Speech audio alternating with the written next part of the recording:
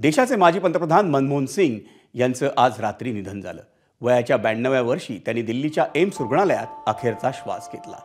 त्यांना श्वसनास त्रास होत असल्यानं त्यांना रुग्णालयात दाखल करण्यात आलं होतं।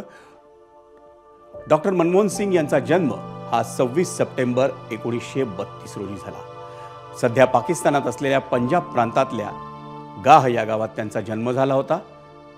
नम्र स्वभाव, परिश्रम करण्याची वृत्ती आणि कामाप्रती असलेली बांधिलकी ही त्यांची मुख्य ओळख होती। 1991 ते 1996 या कालावधीत मनमोहन सिंग हे भारताचे अर्थमंत्री होते। पी.व्ही. नरसिंह राव यांच्या सरकारमध्ये अर्थमंत्री असताना त्यांनी देशात आर्थिक सुधारणांची मुहूर्तमेढ रोवली। मनमोहन सिंग यांच्यावर आर्थिक सुधारणा हा भारतीय अर्थव्यवस्थेचा पाया त्यांनी म्हणून अतिशय मजबूत केला, ही त्यांची ओळख सांगितली जाते। मनमोहन सिंग यांची भारतातलच नव्हे तर जगातील प्रसिद्ध अर्थतज्ञांमध्ये गणना होती। मनमोहन सिंग हे 2004 ते 2014 पर्यंत देशाचे पंतप्रधान होते। लोकसभा निवडणूक न जिंकता 2 वेळा देशाचे पंतप्रधान होणारे ते पहिले आणि एकमेव राजकारणी।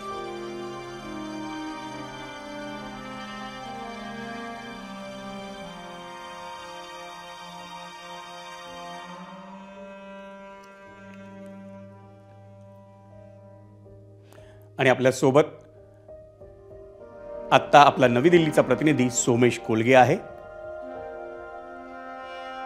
सोमेश, माजी पंतप्रधान मनमोहन सिंग यांचं निधन झालंय आणि त्यानंतर आता दिल्लीत अनेक नेत्यांनी आपल्या भावना व्यक्त केल्या आहेत। त्यानंतर एम्सच्या इथेही बरेच काँग्रेसचे कार्यकर्ते आणि काँग्रेसचे नेते येण्यास सुरुवात झाली अशी माहिती आहे। नेमकी आता तिथली परिस्थिती कशा पद्धतीची आहे?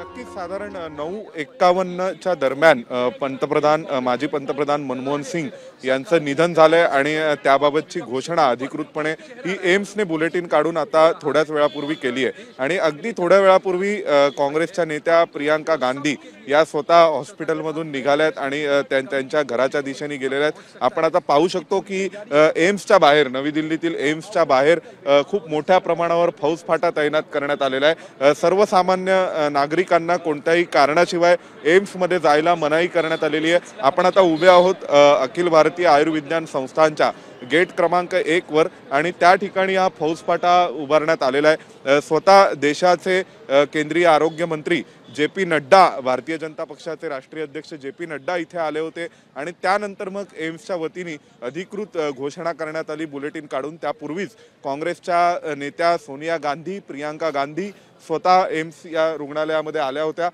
त्यासोबतच काँग्रेसचं जे अधिवेशन सुरू आहे कर्नाटकमध्ये बेळगावमध्ये, ते अधिवेशन देखील स्थगित करण्यात आलेले। तिथे सुरू असलेली काँग्रेस वर्किंग कमिटीची बैठक संपवून सगळे नेते हे आता नवी दिल्लीमध्ये एम्सच्या दिशेने यायला सुरुवात झालेली आहे। काँग्रेसचे सगळे महत्त्वाचे कार्यक्रम रद्द करण्यात आलेले आहेत, स्थगित करण्यात आलेले आहेत आणि देशभरातून काँग्रेसचे नेते, कार्यकर्ते हे नवी दिल्लीच्या दिशेने यायला सुरुवात झाली आहे। सोबतच स्वाभाविक मनमोहन सिंग हे रिझर्व्ह बँकेचे गव्हर्नर होते, प्लॅनिंग कमिशनचे अध्यक्ष होते, ते देशाचे अर्थमंत्री होते, प्रधानमंत्री होते। त्यामुळे देशामध्ये राष्ट्रीय दुखवटा जाहीर केला जाऊ शकतो आणि त्या अनुषंगाने एकंदरीत संपूर्ण सरकारी पातळीवरही तशा स्वरूपाची तयारी आणि तशा गतिविधी ना आता गती मिळते असं कळतंय। आणि त्यानुसार आता मनमोहन सिंग यांच्यावर अंत्यसंस्कार कधी केले जाणार, त्यांचं पार्थिव अंत्यदर्शनासाठी काँग्रेस मुख्यालयामध्ये नेलं जाईल आणि तिथे त्यांचं अंतिम दर्शन घेण्यासाठी मोठ्या प्रमाणावर सर्व देशभरातले, जगभरातले दिग्गज येतील आणि त्यानंतर मग माजी पंतप्रधान मनमोहन सिंग यांच्यावर अंत्यसंस्काराची एक वेळ जाहीर केली जाईल। शक्यता आहे की नवी दिल्लीमध्येच माजी पंतप्रधान मनमोहन सिंग यांच्यावर अंत्यसंस्कार केले जातील आणि त्याविषयीची वेळ ही आज किंवा उद्या सकाळी जाहीर केली जाईल असं समजतंय। आणि त्या अनुषंगाने संपूर्ण देशभरातून राष्ट्रीय नेते, देशाचे पंतप्रधान, सर्व केंद्रीय मंत्री हे सगळेच जण आता पंतप्रधान जे मनमोहन सिंग यांना निरोप देण्याच्या दृष्टीने नवी दिल्लीकडे येत आहेत, नवी दिल्लीमध्येच थांबलेले आहेत असं कळतंय। सोमेश, तू आपल्या सोबतच राहा, आम्ही वेळोवेळी तुझ्याकडनं माहिती घेत राहू। आपण पाहूया मनमोहन सिंग यांच्याविषयीची अधिक माहिती. मनमोहन सिंग यांचा जन्म 26 सप्टेंबर 1932 रोजी स्वातंत्र्यपूर्व काळात पाकिस्तानातल्या गाह या गावी झाला होता. 1952 मध्ये ते पंजाब विद्यापीठातून अर्थशास्त्रात MA झाले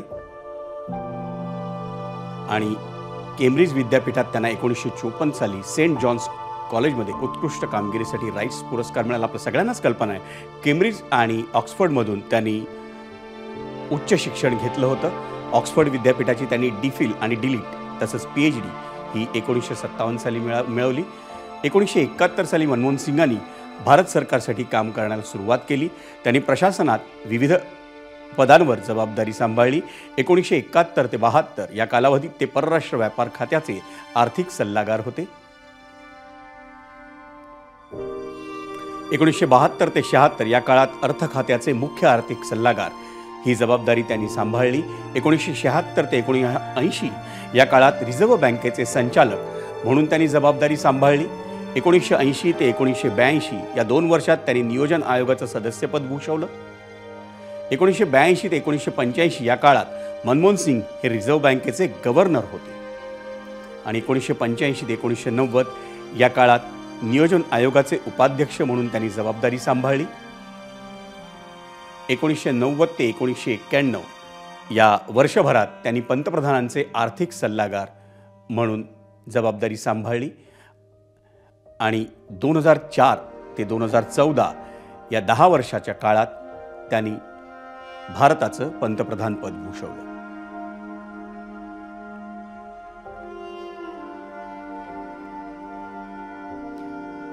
मनमोहन सिंग यांच्या कारकिर्दीतले महत्त्वाचे मुद्दे: अर्थव्यवस्थेचा सरदार या नात्यानं त्यांची ओळख त्यांनी निर्माण केली. 1991 साली वाणिज्य मंत्रालयात ते आर्थिक सल्लागार होते. अर्थ मंत्रालयात सचिव आणि मुख्य आर्थिक सल्लागार. 1991 ते 96 या काळात त्यांनी देशाचं अर्थमंत्रीपद भूषवलं. नरसिंह राव यांच्या सरकारात ते पहिल्यांदा अर्थमंत्री झाले आणि अर्थमंत्रीपदाच्या कार्यकाळात भारतीय अर्थव्यवस्थेत आमूलाग्र बदल करण्याचा जो पराक्रम त्यांनी गाजवला त्याच्यावरच आज देशाची उभारणी झालेली आहे. बंदीच्या काळात अर्थव्यवस्थेला सावरण्यात मोलाची भूमिका त्यांनी बजावली.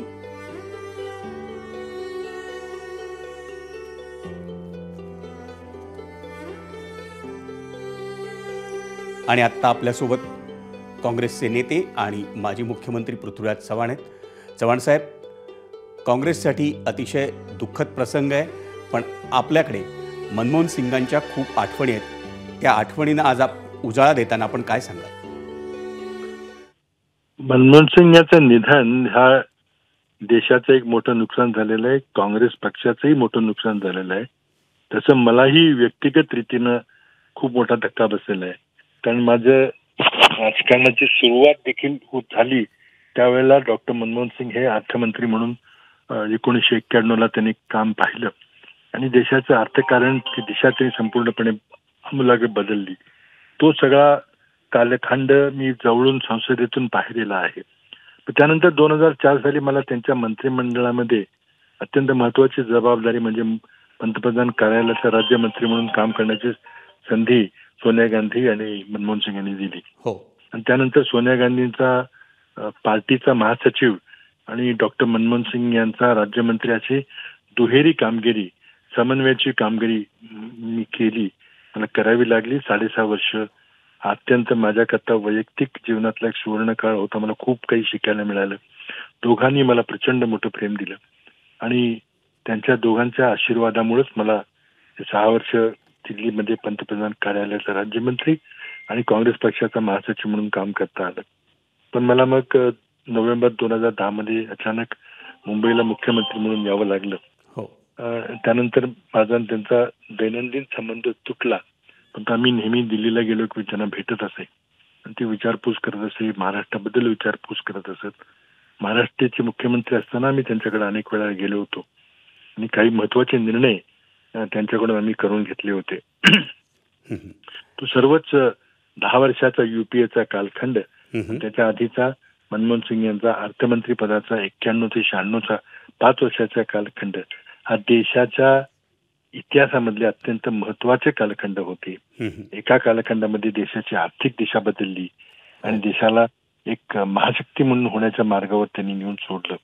आणि दुसऱ्या कालखंडामध्ये देशाचं परराष्ट्र धोरण इंडो अमेरिकन न्यूक्लिअर डीलच्या माध्यमातून त्यांनी त्या ठिकाणी अंमलात आणलं. खूप विरोध झाला, सरकार पाडण्याचे प्रयत्न झाले, तरी पण त्यांनी धाडसी निर्णय घेतला. कारण बौद्धिकदृष्ट्या हे करणं अत्यंत महत्वाचं असं त्यांचं ठाम मत होतं. कम्युनिस्ट पक्षाने विरोध केला, पण त्याला न जुमानता त्यांनी तो सगळा करार देशाच्या हिताचा करार करून घेतला. 2008 आर्थिक मंदीचं संकट होतं, पण मनमोहन सिंग यांनी देशाला अत्यंत लिहिले असं सांभाळलं. आणि स्वतः अर्थमंत्री असल्यामुळं त्यांना अनेक निर्णय घेणं हे सोपं होतं आणि त्यांनी ते घेतले. ते राजकारणी नव्हते असं म्हणतात, पण त्यांना राजकारण चांगलं समजत होतं, पण ते परंपरागत राजकारणासारखे वागत नव्हते. एवढाच त्यांचा फरक होता. माझी ही अत्यंत व्यक्तिगत हानी झालेली आहे. चव्हाण साहेब, खरं तर जेव्हा आपण या व्यक्तीकडे बघतो तेव्हा पहिल्यांदा आपल्या नजरेसमोर येतं ते म्हणजे या मनमोहन सिंगांनी घेतलेलं शिक्षण. अगदी केम्ब्रिज आणि ऑक्सफर्डमध्ये जाऊन त्यांचं शिक्षण झालंय, पण त्यांचा स्वभाव हा पंतप्रधान झाल्यानंतर पण तितकाच सुसंस्कृत आणि अतिशय रुजू व्यक्तिमत्व. तुम्ही स्वतःही देखील उच्च शिक्षित आहात, तर या व्यक्तीकडे जेव्हा तुम्ही त्यांच्याशी बातचीत करायचात, काय तुम्हाला पहिल्यांदा वैशिष्ट्य जाणवायची, काय बातचीत व्हायची तुमची त्यांच्याशी? ते पण मनमोहन सिंग यांचं बालपण हे पाकिस्तानमधल्या एका गावात छोट्याशा गाह आणि त्यामध्ये अत्यंत गरीब परिस्थितीमध्ये त्यांनी शिक्षण घेतलं. पुढे ते पदवीशात जाऊन त्यांनी उच्च शिक्षण देखील घेतलं. दिल्ली स्कूल ऑफ इकॉनॉमिक्स मध्ये त्यांनी अध्यापन केलं. पण ते शेवटी एक बुद्धिमान व्यक्तिमत्व होतं आणि अकॅडमिक व्यक्तिमत्व होतं. एक शिक्षक ॲट हार्ट ते एक शिक्षक होते आणि त्यामुळं त्यांनी आपल्या ते सगळं त्यांचं ज्ञान त्यांनी आपल्या राज्य करताना अर्थमंत्री म्हणून असेल किंवा पंतप्रधान म्हणून असेल त्यामध्ये त्यांनी ते सगळं ज्ञान वापरलं. ते राजकारणी नव्हते असं म्हटलं गेलं, पण त्यांना राजकारणाची चांगली जाण होती आणि त्यामध्ये फक्त ते परंपरागत राजकारणासारखं वागत नव्हते. कारण देशाचं हित हे प्रथम डोळ्यासमोर ठेवून नंतर मग पक्ष किंवा नंतर मग व्यक्तिगत मैत्रीचे संबंध हे नंतर आधी देशहित याकडे बघून ते निर्णय घेत होते. आणि निर्णय घेताना अत्यंत तज्ञांशी सल्लामसलत करून आणि त्यांचा सल्ला घेऊन त्या सल्ल्याचा आदर करून मग ते शेवटी निर्णयापर्यंत यायचे.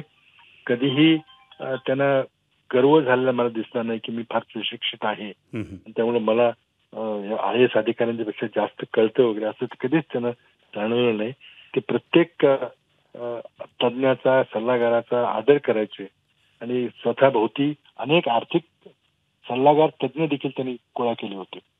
म्हणजे एखाद्या वेळेस आपल्याला वाटेल की स्वतः इतके मोठे अर्थतज्ञ असताना इतर अर्थतज्ञांची काय गरज, पण त्यांची त्यामध्ये ह्युमिलिटी होती की नाही मला एकट्याला सगळं येतं असं म्हणून हा अहंकार नको आहे. म्हणून ते सर्वांना विश्वासात घेऊन ते निर्णय घेत होते. आणि निर्णय प्रक्रियेमध्ये आम्ही जेव्हा बसायचो निर्णयाची प्रक्रिया व्हायची, सगळे पैलू मांडले जायचे आणि त्यातून जसे निर्णय उलगडत जायचे व्हायचे त्यामुळं मला खूप काही शिकायला मिळालं. मी कधीही ते माझे पंतप्रधान कार्यालयातील 6 वर्ष विसरणार नाही. माझ्या आयुष्यातला एक सुवर्ण काळ होता असं म्हटलं पाहिजे. धन्यवाद चव्हाण साहेब, आपण या आपल्या भावना व्यक्त केल्यात त्याबद्दल.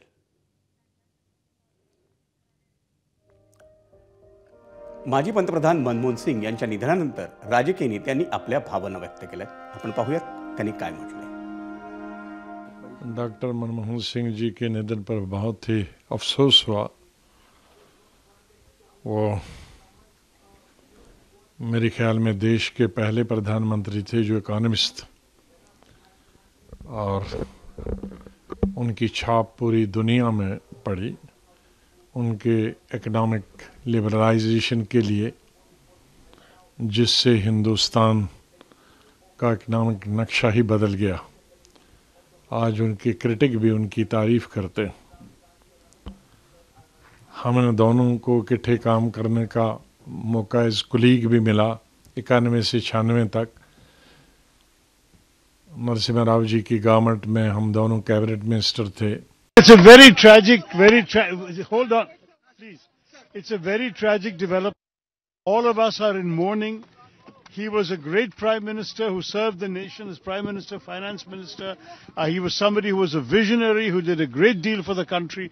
And we are all cancelling the very elaborate programs planned here and rushing back to Delhi, most of us. So I think it will be cancelled. It's not for me to announce. The government of Karnataka will announce. But for me, I have to get back now and see the cabinet.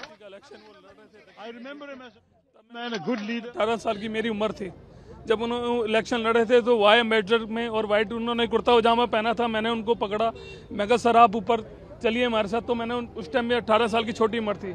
और ये अभी दिल्ली के अंदर विधानसभा का जब election था तब भी मेरे साथ थे। उन्होंने मेरे को तब भी आशीर्वाद और प्यार दिया।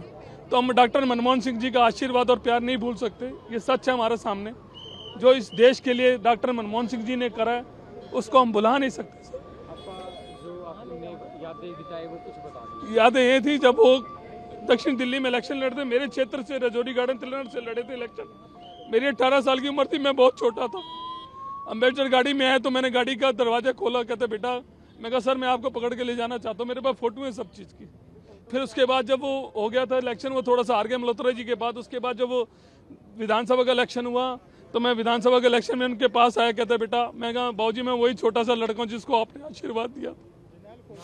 मेरा नाम अनवर मिर्जा, रजौरी गार्डन।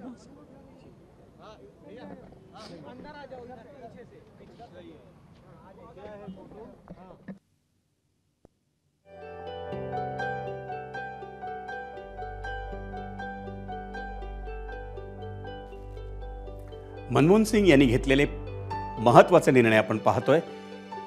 पहिला निर्णय, माहिती अधिकार कायदा, आधार कार्ड। आज आपली ओळख जे आधार कार्ड बनले त्याचा निर्णय हा मनमोहन सिंग यांच्या कारकिर्दीत झाला होता। मनरेगा, शिक्षण हक्क कायदा, अन्न सुरक्षा कायदा, हे 5 महत्त्वाचे निर्णय हे मनमोहन सिंग यांच्या पंतप्रधान पदाच्या कारकिर्दीत झालेले आहेत।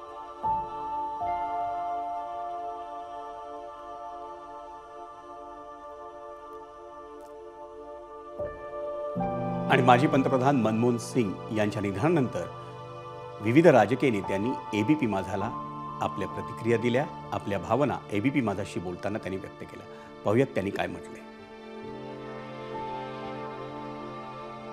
भारतीय समाजाला आणि भारतीय अर्थव्यवस्थेला एक अतिशय महत्त्वाची दिशा देणारा एक सात्विक नेता असं त्यांचं वर्णन करावं लागेल। 1991 पर्यंत भारतीय अर्थकारण हे अतिशय एखाद्या डबक्यात एखादी म्हैस अडकावी त्या पद्धतीने अडकलेलं होतं। आणि ज्या पद्धतीनं मनमोहन सिंगांनी त्याला जी एक मोठी गती दिली त्याचं सर्वात म्हणजे कौतुक करावं तितकं कमी आहे। मला फक्त एक करायची वाटते, हा अत्यंत कृतज्ञपणे मनमोहन सिंग यांच्याशी वागला असं आपल्याला म्हणायला हवं। ही बातमी ऐकल्यानंतर मी तर अगदी स्तब्ध झालो की काय बोलावं काय बोलू नये अशा प्रकारची स्थिती होती। डॉक्टर मनमोहन सिंग यांच्या मंत्रिमंडळामध्ये मी होतो। 2006ला मी आलो 2 जानेवारीला आणि त्याच्यानंतर मी त्यांचं मंत्रिमंडळ संपेपर्यंत 14 पर्यंत त्यांच्या मंत्रिमंडळामध्ये होतो। पॉवर मिनिस्टर म्हणून होतो, होम मिनिस्टर म्हणून होतो। आणि डॉक्टर मनमोहन सिंगांनी मला लोकसभेचा नेता म्हणून अनाउन्समेंट केलेली होती। त्यामुळं मी तर त्यांना आयुष्यामध्ये कधी विसरू शकणार नाही। अमेरिकेचे राष्ट्राध्यक्ष ओबामा यांनी मनमोहन सिंगांना त्यांचे गुरु मानलं होतं।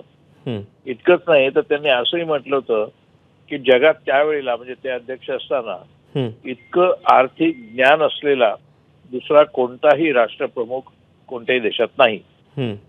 आता त्यांचे अर्थतज्ञ असणं हे जगाला सगळ्यांना मान्य आहे आणि माहिती आहे। हो, परंतु अर्थतज्ञ जगात खूप आहेत, ते काही डॉक्टर मनमोहन सिंग एकटेच नाहीत। डॉक्टर मनमोहन सिंग काही नोबेल विजेते नाहीयेत, तेव्हा त्यांच्यापेक्षाही जास्त किंवा त्यांच्या एवढेच विद्वान अर्थशास्त्रामधले लोक इतरही आहेत. मुद्दा तो नाहीये.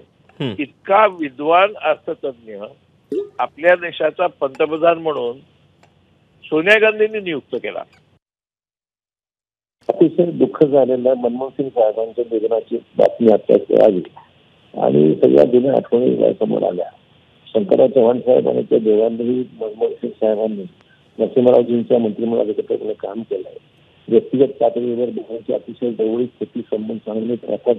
नरसिंहरावजी, शंकरराव चव्हाण, मनमोहन सिंगजी सर्वांनी एकत्रितपणे काम केलेलं आहे. आपली म्हणजे अतिशय निस्पृह मितभाषी एक प्रामाणिक अशा प्रकारच्या देशाचा नेता राहिलेला. कुठल्याही राजकारणामध्ये राजकीय क्षेत्रात कुठलाही दाग त्यांच्यावर शिंतोडा उडालेला नाही आणि एक सच्चा प्रामाणिक अशा प्रकारच्या देशाला एक चांगला पंतप्रधान देशाने जमवलेला आहे.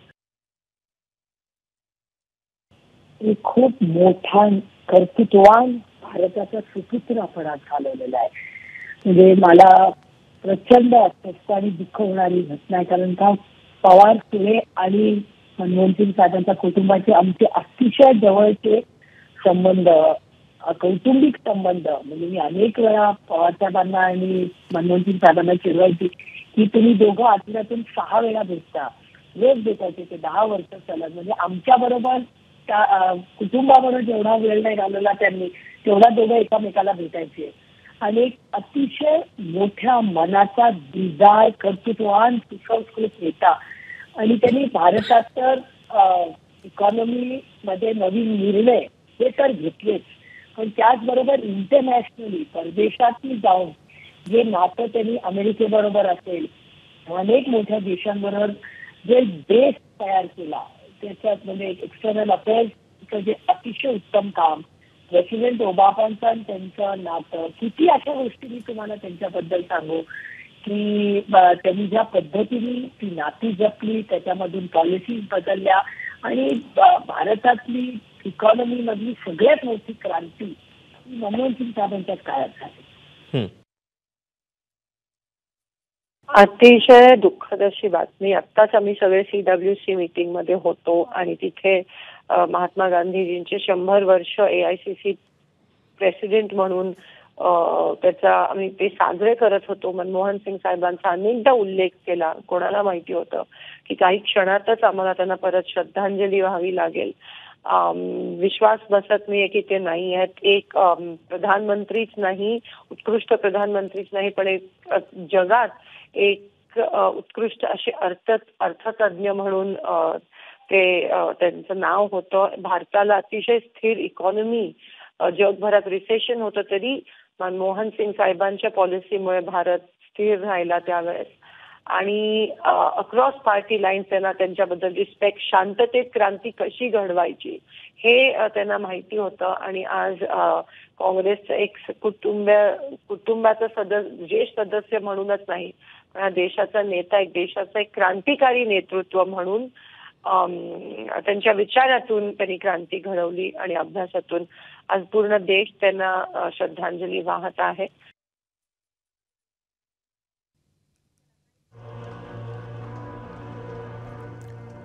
माजी पंतप्रधान डॉक्टर मनमोहन सिंग यांच्या निधनानंतर पंतप्रधान नरेंद्र मोदींनी एक्सवर काय पोस्ट केले आणि आपल्या भावना व्यक्त केल्या त्या आपण आता पाहूया.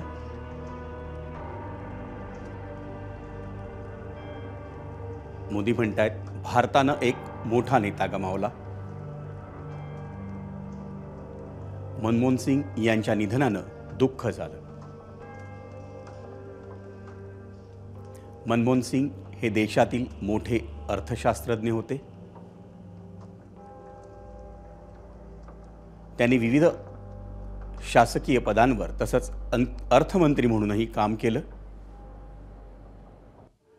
गेल्या काही वर्षात देशाच्या आर्थिक धोरणांवर त्यांनी आपला ठसा उमटवला.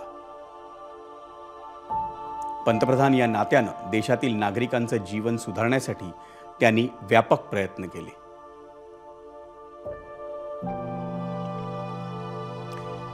केंद्रीय गृहमंत्री अमित शहा यांनी काय म्हटलंय एक्सवरच्या पोस्टमध्ये आपण पाहतोय. माजी पंतप्रधान डॉक्टर मनमोहन सिंग यांच्या निधनाची बातमी अत्यंत दुःखद आहे. भारतीय रिझर्व्ह बँकेच्या गव्हर्नर पदापासून ते देशाचे अर्थमंत्री आणि पंतप्रधान अशा महत्त्वाच्या भूमिका डॉक्टर मनमोहन सिंग यांनी बजावल्या। या दुःखाच्या प्रसंगी मी त्यांच्या कुटुंबियांप्रती आणि समर्थकांप्रती संवेदना व्यक्त करतो। वाहे गुरुजी त्यांच्या आत्म्यास शांती देवो, त्यांच्या कुटुंबियांना हे दुःख सहन करण्याची शक्ती देवो। राज्याचे मुख्यमंत्री देवेंद्र फडणवीस यांनी काय म्हटले ते आपण पाहतोय। माजी पंतप्रधान डॉक्टर मनमोहन सिंग यांच्या निधनानं दुःख झालं। देशानं एक महान अभ्यासक, अर्थतज्ञ आणि राजकारणी गमावला। 10 वर्ष पंतप्रधान म्हणून त्यांनी देशाची सेवा केली। देशाच्या आर्थिक सुधारणांमधील त्यांचं योगदान हे कायम स्मरणात राहील। डॉक्टर मनमोहन सिंग यांना भावपूर्ण श्रद्धांजली।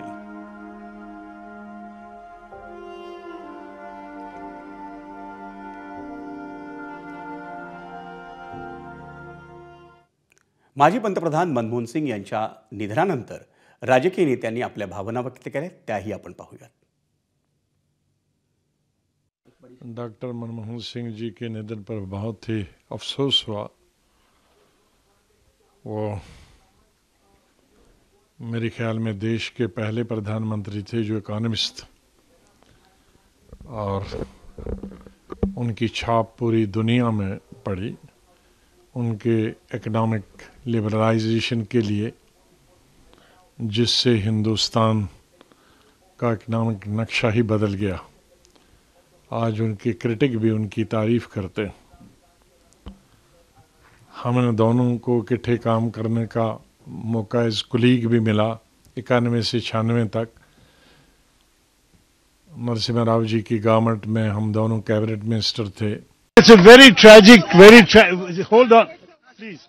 It's a very tragic development. All of us are in mourning. He was a great prime minister who served the nation as prime minister, finance minister. He was somebody who was a visionary, who did a great deal for the country. And we are all cancelling the very elaborate programs planned here and rushing back to Delhi, most of us. So I think it will be cancelled. I mean, it's not for me to announce. The government of Karnataka will announce. But for me, I have to get back now and see the cabinet. How do you remember him, sir? I remember him as a wonderful man, a good leader, a compassionate individual, a great visionary. देशाचे माजी पंतप्रधान doctor Manmohan Singh यांच्या निधनानंतर 7 दिवसांचा राष्ट्रीय दुखवटा जाहीर करण्यात आलाय। या संदर्भात सविस्तर माहिती जाणून घेऊया आपला दिल्लीचा प्रतिनिधी सोमेश कोलगेकडून। सोमेश, आत्ता जी माहिती मिळते त्यानुसार पंतप्रधान मनमोहन सिंग, माजी पंतप्रधान मनमोहन सिंग यांच्या मृत्यूनंतर 7 दिवसांचा राष्ट्रीय दुखवटा जाहीर करण्यात आलेला आहे। सर्व सरकारी कार्यक्रम हे केंद्र सरकारच्या वतीने रद्द करण्यात आलेत। कर्नाटक सरकारने राज्य पातळीवर त्यांच्या वतीने 7 दिवसांचा दुखवटा जाहीर केला होता, पण आता राष्ट्रीय पातळीवरून राष्ट्रीय दुखवटा जाहीर करण्यात आलेला आहे। त्यासोबतच उद्या सकाळी 11 वाजता पंतप्रधान नरेंद्र मोदी यांच्या अध्यक्षतेखाली केंद्रीय मंत्रिमंडळाची बैठक होणार आहे आणि या बैठकीमध्ये माजी पंतप्रधान मनमोहन सिंग यांना श्रद्धांजली वाहिली जाणार आहे। त्यासोबतच शासकीय इतमामात आता माजी पंतप्रधान मनमोहन सिंग यांच्यावर अंत्यसंस्कार केले जातील। मनमोहन सिंगांची कारकीर्द ही देशाच्या दृष्टीने देदीप्यमान होती। त्यासोबतच देशातील अनेक घटनात्मक वैधानिक पदांवर मनमोहन सिंग यांनी कार्यकाळ बजावला आणि आपल्या कामाचा ठसा उमटवला आणि त्या मनमोहन सिंगांचा अंतिम निरोप हा स्वाभाविक केंद्र सरकार सर्व प्रकारच्या शासकीय इतमामात आणि सर्व प्रकारचा आदर सन्मान राखला जाईल याची काळजी घेऊनच माजी पंतप्रधान मनमोहन सिंग यांना निरोप दिला जाणार आहे आणि त्यामुळे त्यानुसार तयारी आता केंद्र सरकारच्या वतीने सुरू झालेली आहे. आपण आता एम्सच्या नवी दिल्लीतील एम्स इस्पितळाजवळच आहोत आणि इथे मोठ्या प्रमाणावर सुरक्षा व्यवस्था वाढवण्यात आलेली आहे. आपण पाहू शकतो की सर्वसामान्य लोकांना आतमध्ये जाऊ दिलं जात नाहीये. अनेक जण आताही एम्समध्ये पोहोचतायत. अशी माहिती मिळते की कदाचित शक्यता आहे की केंद्रीय गृहमंत्री अमित शाह किंवा केंद्र सरकारचे अजून कोणी वरिष्ठ प्रतिनिधी इथे येऊन एम्सला भेट देतील. आता सोनिया गांधी, प्रियांका गांधी स्वतः इथे आल्या होत्या. प्रियांका गांधी आता एम्स वरून निघाल्या आणि त्या मनमोहन सिंग यांच्या दिल्लीतील निवासस्थानी पोहोचलेल्या आहेत. कारण मनमोहन सिंगांचं पार्थिव हे दिल्लीतील त्यांच्या निवासस्थानी नेलं जाईल आणि त्यानंतर मग एकंदरीत पुढे ते अंतिम दर्शनासाठी म्हणून मनमोहन सिंगांचं पार्थिव हे दिल्लीतील त्यांच्या निवासस्थानी ठेवलं जाईल. आता या सगळ्यामध्ये एक महत्त्वाचा मुद्दा असा आहे, तो म्हणजे मनमोहन सिंगांचा देह, त्यांचं पार्थिव हे अंत्यदर्शनासाठी काँग्रेसच्या मुख्यालयात देखील ठेवलं जाणार आहे का, तिथेही आणलं जाणार आहे का, तो देखील एक प्रश्न आहे. परंतु सध्या मनमोहन सिंग यांच्या दिल्लीतील निवासस्थानी त्यांचं पार्थिव नेलं जाईल अशी माहिती मिळते. उद्या सकाळी 11 वाजता बैठक आहे केंद्र सरकारची आणि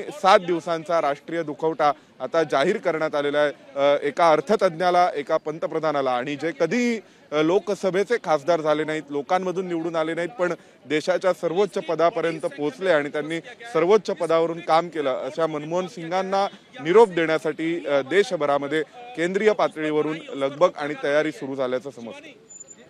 सोमेश, तू त्याचा आत्ता उल्लेख केलास की लोकसभेत ते निवडून नाही आले, पण ते 10 वर्ष पंतप्रधान होते, असे ते केवळ आत्तापर्यंतचे एकमेव राजकारणी. पण लोकांमध्ये त्यांच्या राजकीय कारकिर्दीविषयी नक्कीच आदराची भावना आहे आणि उत्सुकतेची भावना आहे. कसं पाहिलं जात आहे सर्वसामान्य माणसांकडनं मनमोहन सिंगांकडे? नक्कीच आता जर आपण इथे आजूबाजूला पाहिलं तर सर्वसामान्य नागरिकांना इथे येऊ दिलं जात नाहीये. पण अनेक काँग्रेसचे कार्यकर्ते त्यांचे स्नेहसंबंधी इथे येण्याचा प्रयत्न करतायत, इथे पोहोचण्याचा प्रयत्न करतायत आणि सर्वसामान्यांच्या दृष्टीने मनमोहन सिंगांची कारकीर्द ही अतिशय विलक्षण आहे. म्हणजे एकेकाळी विस्थापित म्हणून या देशामध्ये मनमोहन सिंग आले. 1947 साली देशाची फाळणी झाली आणि पाकिस्तानातून त्यांच्या राहत्या घरातून त्यांना ते सोडून देशामध्ये यावं लागलं. त्यामुळे एक विस्थापित म्हणून सोबत संपत्ती नाही, घर नाही, असा हा परिवार 1947 साली भारतात आला. त्यानंतर मनमोहन सिंग हे अर्थशास्त्रामध्ये पदवी घेतात. ती सुद्धा पंजाब विद्यापीठातून त्यांनी पदवी घेतली आणि पंजाब विद्यापीठातून त्यांनी पदव्युत्तर पदवीपर्यंत शिक्षण झाल्यानंतर थेट ऑक्सफर्ड विद्यापीठ गाठलं आणि तिथे डॉक्टरेट घेतली अर्थशास्त्रामध्ये. विशेष म्हणजे मनमोहन सिंगांनी त्या दरम्यानच्या काळामध्ये एक पुस्तक लिहिलं होतं, ते भारताच्या आंतरराष्ट्रीय व्यापारासंदर्भातलं होतं आणि हा खूप मोलाचा संशोधन प्रबंध समजला जातो अर्थशास्त्रातला. ज्या विषयावर मनमोहन सिंगांनी पुस्तक लिहिलं होतं की भारताचा आंतरराष्ट्रीय व्यापार हा कसा राहिलेला आहे आणि त्यामध्ये त्याचे ट्रेंड्स हे कसे आहेत. म्हणजे हे ते 1991 पूर्वी ज्यावेळी एक इन्स्पेक्टर राज होतं, ज्या प्रकारची बंदिस्त अर्थव्यवस्था होती, अर्थव्यवस्था खुली झालेली नव्हती, शासकीय नियंत्रण जास्त होतं, अशा वेळी ते भारताच्या आंतरराष्ट्रीय व्यापारावर संशोधन करत होते आणि त्यातील ट्रेंड्सबद्दल लिहित होते. त्यानंतर सगळ्यात पहिल्यांदा ललित नारायण मिश्रा हे जे इंदिरा गांधींचे निकटवर्तीय होते, त्या मंत्र्यांनी मनमोहन सिंगांना संधी दिली आणि पहिल्यांदा वाणिज्य मंत्रालयामध्ये मनमोहन सिंग हे सल्लागार म्हणून रुजू झाले. त्यानंतर मग थेट मुख्य आर्थिक सल्लागार म्हणून त्यांनी काम पाहिलं आणि एकदा मुख्य आर्थिक सल्लागार झाल्यानंतर मनमोहन सिंगांनी मागे वळून पाहिलं नाही अर्थशास्त्राच्या क्षेत्रामध्ये. त्यानंतर थेट रिझर्व्ह बँकेचे गव्हर्नर झाले. रिझर्व्ह बँकेच्या गव्हर्नर पदानंतर ते प्लॅनिंग कमिशनचे अध्यक्ष झाले आणि त्यानंतर थेट नरसिंह राव यांच्या सरकारमध्ये अर्थमंत्री झाले. म्हणजे जर आपण टप्प्याटप्प्याने पाहायला गेलो तर पहिल्यांदा केवळ वाणिज्य मंत्रालयाचे सल्लागार, तिथून सुरू झालेला हा प्रवास पुढे रिझर्व्ह बँकेचे गव्हर्नर, त्यानंतर प्लॅनिंग कमिशनचे अध्यक्ष, त्यानंतर 1991च्या सरकारमध्ये अर्थमंत्री म्हणून आणि अर्थमंत्री असताना सुद्धा खाजगीकरण, जागतिकीकरण आणि उदारीकरण हे जे आपण लिबरलायझेशन जे झालं अर्थव्यवस्थेचं त्यावेळेसचं बजेट हे जे मनमोहन सिंगांनी सादर केलं होतं, ज्याचा फिस्कल डेफिशिएट हा 11% होता. आजपर्यंतच्या भारताच्या इतिहासामध्ये सर्वाधिक तुटीचा अर्थसंकल्प सादर करण्याची वेळ ज्या अर्थमंत्र्यावर आली ते डॉक्टर मनमोहन सिंग होते आणि त्याच अर्थमंत्र्यांनी तुटीचा अर्थसंकल्प सादर केला. 11 ते 12% इतकी तूट त्यावेळी संपूर्ण अर्थसंकल्पामध्ये होती आणि नंतर जी अर्थव्यवस्था बदलली ती पुढे भारतीय अर्थव्यवस्थेची घोडदौड सुरू झाली ती आतापर्यंतची आपण पाहू शकतो। त्यानंतर मनमोहन सिंग हे अटल बिहारी वाजपेयींच्या 1999 ते 2004च्या सरकारपर्यंत राज्यसभेमध्ये विरोधी पक्षनेते होते आणि त्यानंतर 2004 पासून ते 2014 पर्यंत मनमोहन सिंग हे पंतप्रधान म्हणून काम पाहत होते। विशेष म्हणजे या कार्यकाळामध्ये मनमोहन सिंगांच्या नेतृत्वातील सरकारचे अनेक घोटाळे बाहेर आले, अनेक आरोप या सरकारवर झाले, अनेक मित्रपक्षातील नेत्यांनी आडमुठेपणाची भूमिका घेतली। 1-2-3 अग्रीमेंट असेल, ज्यावेळी जागतिक अण्वस्त्र करार झाला त्यावेळी हे सरकार अडचणीत आलं होतं मनमोहन सिंगांचं, ते त्यांना वाचवावं लागलं। राष्ट्रीय अन्न सुरक्षा असेल, रोजगार हमी योजना असेल, अशा अनेक महत्त्वाचे निर्णय मनमोहन सिंगांच्या काळात झाले। धन्यवाद सोमेश या सविस्तर माहितीबद्दल।